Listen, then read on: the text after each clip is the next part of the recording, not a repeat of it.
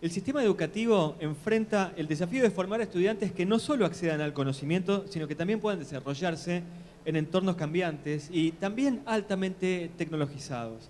Esa es una de las patas que tiene el sistema educativo en la actualidad y es algo de lo que vamos a hablar con Silvina Birz, que es la doctora en educación, especialista en formación docente, alfabetización. Hizo un curso de inteligencia artificial hace muy poco, o sea que es una persona que está súper actualizada en el tema y además es la secretaria de Políticas Educativas de La Matanza. Silvina, muchas gracias por estar con nosotros. No, un placer. Esa clave del hizo un curso en inteligencia artificial hace muy poco, habla también del sentido de cómo la educación tiene que estar actualizada. Exactamente. Hice un taller con Lalo Zanoni, que es realmente un colega especializado, un colega tuyo, especializado en el tema. Viene el viernes. Hablar viene de inteligencia artificial. bien. Sí, sí. Bueno, van a tener el honor de tenerlo. Y la verdad que sí, que uno todo el tiempo se tiene que actualizar porque si no, bueno, el conocimiento, en fin, aparecen nuevos saberes, cambian perspectivas respecto de años anteriores, así que es clave para poder pensar la educación con inteligencia. Y en relación a lo que vos decías, hay un saber básico que hoy tiene que incorporarse a las escuelas, que es lo que se llama la alfabetización digital. Tedesco decía que la alfabetización digital es al siglo XXI lo que la alfabetización fue al siglo XIX. Y creo que a veces no tomamos conciencia de la importancia de estos procesos de alfabetización digital. Me piden que hables más cerca del micrófono. ¿Cómo no? Así. Perfecto, viste que se ahí escucha, va. tenemos ahí más va, retorno ahí va, incluso. Ahí va. Y frente a esa idea de la alfabetización digital, ¿cómo deberían ser las políticas educativas? Bueno, en principio las políticas educativas tienen que garantizar el acceso a la tecnología.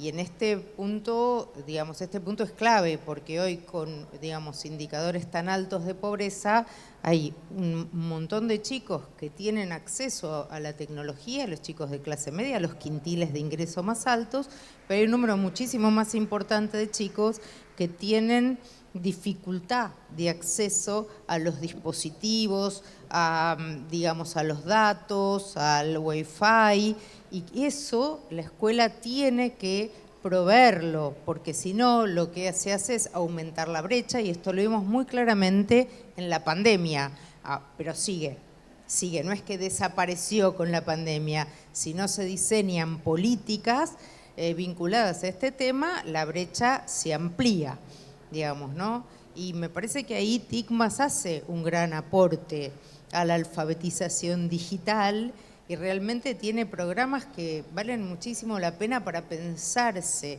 en las escuelas. Y por supuesto, por un lado está el acceso, pero por el otro lado, la alfabetización digital, la pregunta es ¿para qué?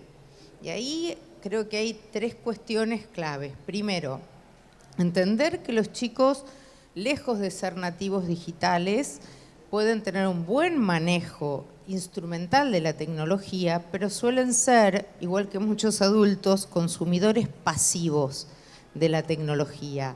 Y la escuela tiene que tener la función de que se conviertan en consumidores inteligentes, consumidores críticos de la tecnología y por supuesto también en productores que sean capaces de crear tecnología, de crear contenidos a través de la tecnología y que sean capaces de entender, bueno, que por ahí la inteligencia artificial generativa tiene sesgos, cuáles son los sesgos, cómo se hacen las preguntas, en fin, hay un montón de cuestiones, cómo es la programación, qué saberes necesitan manejar para insertarse en el mundo de hoy y en el mundo que se viene en los próximos años. Hablabas de brecha y de distancias. Y entonces, sí, ¿qué criterios técnicos tendría que tener, por ejemplo, la incorporación de inteligencia artificial en el aula? Mira, lo primero son criterios pedagógicos. O sea, cuando vos vas a incorporar inteligencia artificial en el aula, vos tenés que preguntarte ¿para qué? ¿Qué contenido pedagógico, qué quiero enseñar utilizando esta inteligencia, esta herramienta de inteligencia artificial generativa? ¿Qué quiero que sepan los estudiantes? ¿Cómo quiero que la usen? Segundo, criterios didácticos, ¿no? Dentro del pedagógico, didácticos. O sea, ¿por qué esta herramienta me sirve más que otras? Esto como un criterio. Segundo criterio es, digamos, la accesibilidad, de lo que hablé recién, y el tercer criterio siempre es trabajar el tema de la seguridad, de la privacidad y la seguridad en el uso de datos, en la producción de contenidos y demás. Entonces, cuando te presentaba hablaba de tu especialidad en formación docente. Y la tecnología, que hoy es ubicua, también interviene en formación docente. Hemos tenido a distintas personas que pasaron por el auditorio, distintos ministros, en donde decían a veces que los chicos manejan la tecnología mucho mejor que el maestro. No quiere decir que la sepan usar más, sino que tienen mayor habilidad. Bueno, ese es el concepto de manejo instrumental de la tecnología del que yo te hablaba antes. Eso no significa, y ahí hay una serie nueva en Netflix, una miniserie que se llama Vinagre de Manzana, que yo la recomiendo porque es un caso real de dos influencers australianas que mostraban modos de, entre comillas, ¿no?, curar el cáncer sin la medicina. Bueno, y tenían miles de seguidores. Ninguna era médica, no tenían ninguna formación de ningún tipo. Bueno, la historia se desarrolla en torno a eso, pero es muy importante entender cómo hacemos para que los chicos no crean cualquier cosa que ven en Instagram, por ejemplo. ¿Qué contenidos? Y ahí los chicos no son mejores ni más inteligentes que los maestros. Seguramente los maestros tienen muchísimo para aportar en cómo leer un posteo, cuándo seguir a alguien en la red, qué cosas hay que mirar para darse cuenta si la información que está dando es verdadera o falsa. ¿No? Hay un filósofo coreano que a mí me gusta mucho, que se llama Han de apellido, que escribió un libro, Infocracia, que él dice, nosotros vivimos en una sociedad de la información, donde la información sobreabunda, pero tenemos dificultad para convertir esa información en conocimiento, para jerarquizar la información, para que esa información nos permita comprender el mundo en el que vivimos. Yo creo que parte de la función de la escuela es esa, y por eso la importancia de los consumidores inteligentes. Y el maestro tiene un rol clave y la escuela tiene, digamos, un rol central.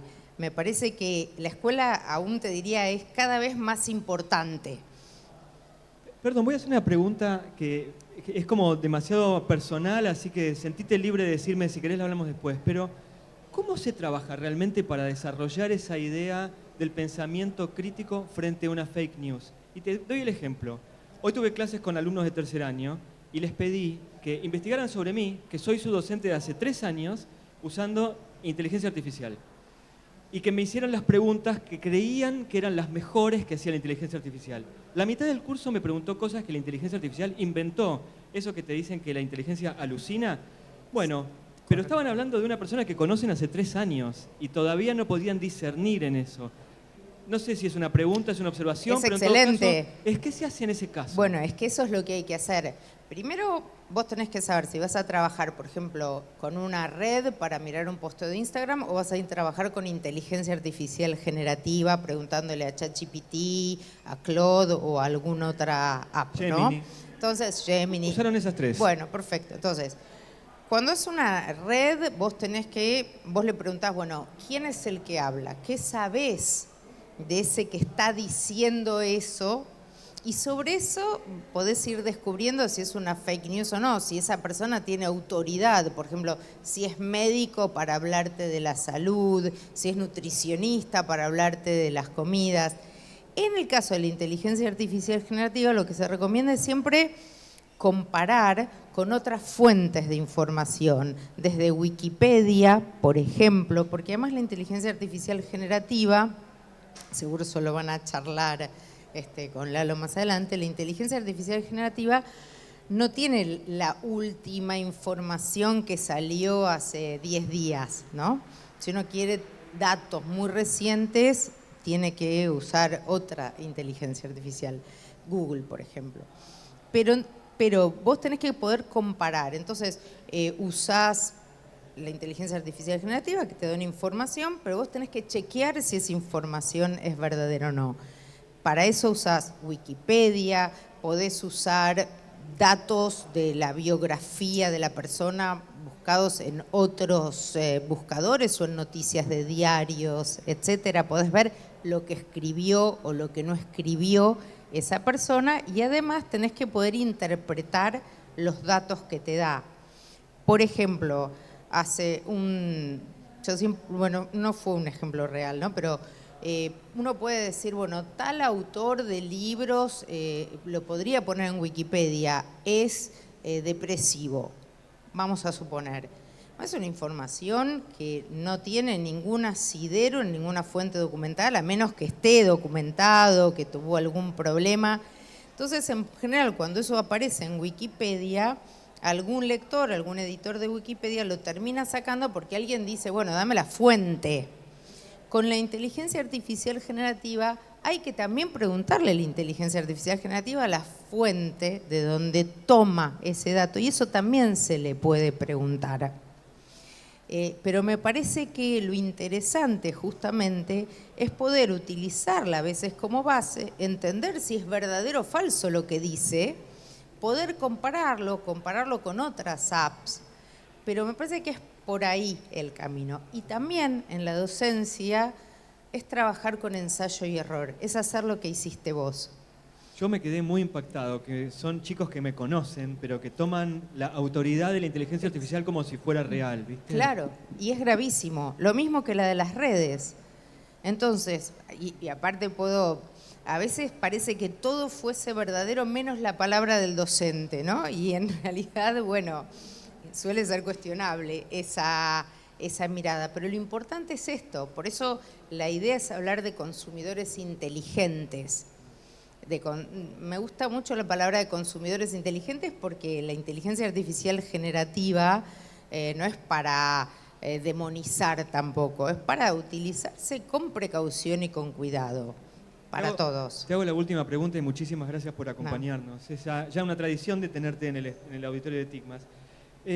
Si hablamos de formación docente continua, ¿cuáles son hoy las brechas que ves en ese ámbito y cómo deberían abordarse?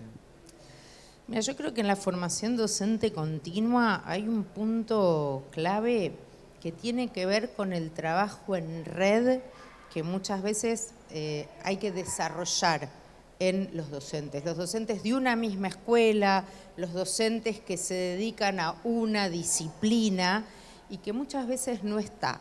En general el docente hace un ciclo de formación bastante fragmentado y después cuando hace su formación continua, cuando está dando clase, elige qué cursos tomar, pero no hay una orientación que diga, bueno, yo me voy a formar me voy a especializar en literatura, la enseñanza o la didáctica de la literatura argentina y después voy a compartir con mis colegas del colegio que se especializan en otra literatura, estos temas y vamos a compartir qué enseñamos en cada curso y demás. Sino que este curso, este profesor me gusta, este otro, y es muy fragmentada. Y además se valora poco el saber del colega. Y para mí es un problema. El colega siempre parece tener más defectos que virtudes. Y yo creo que el aprendizaje entre pares, en redes, es clave. Es clave porque en este momento, justamente con estos saberes que aparecen y que en definitiva los docentes tenemos que utilizar el ensayo y el error en clase, la posibilidad de compartir con otro nos ahorra muchos pasos. Silvina Birtke, secretaria de Políticas Educativas del Partido de la Matanza, muchas gracias por haber estado aquí en el auditorio de TICMAS. Gracias a vos, Patricio, y gracias a TICMAS y a todos.